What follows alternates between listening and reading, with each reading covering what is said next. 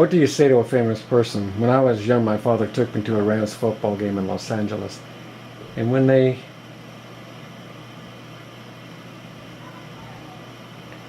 were our team, we had good seats.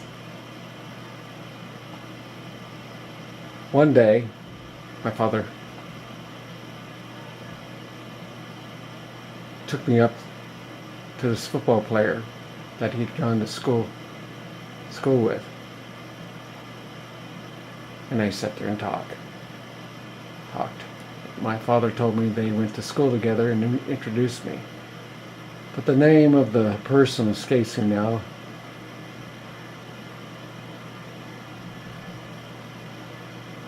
All I remember from that day was him asking my father how he liked his seats. When I was about 10, my grandfather took me to a Veterans Day meeting. Up comes this man, who's an old friend of my grandfather, who tells me they served together in World War I in the Marines. He also told me my grandfather got the Medal of Honor, which I didn't know about. My grandfather introduced the man as Goody and laughed and says, "This is Goody Knight, former governor of California." There was this guy on TV called Engineer Bill who does red light, green light. For those of you who remember the 50s and 60s. Anyway, he's at Ralph's store doing the big whistle. Of course, this guy is like 4'10" tall. He looks bigger on TV, and the kids are knocking him down and taking the prizes, but not me. I win fair and square, and I get a package of flavor straws and take them home and finish them off in one day. I'm at the movies in Glendale with my cousins, and who are real punks, and of course I want to watch the movie, but they won't shut up, and the boy in front of us tells them to shut up. The boy is an actor who plays Tommy on Dennis the Menace. Well, my cousins beat him up,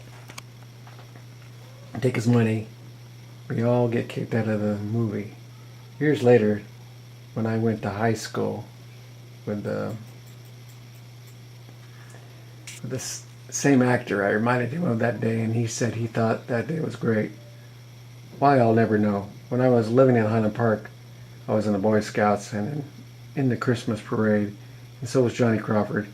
He was on the Rifleman at the time. When the parade was over, he was talking to some girls, so I came from behind and stole his hat. He chased me for about a block. When he got his hat back, there was horse poop on it. I met Del Shannon in the bathroom at a nightclub in 1965. He was very drunk. He asked who I was, and I said I was Elvis. He said, "Nice to meet you, E." He introduced himself as Del Shannon. I later found out he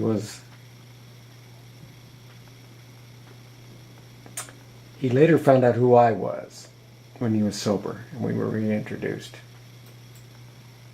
I met Tommy Boyce for the first time. He had the record out.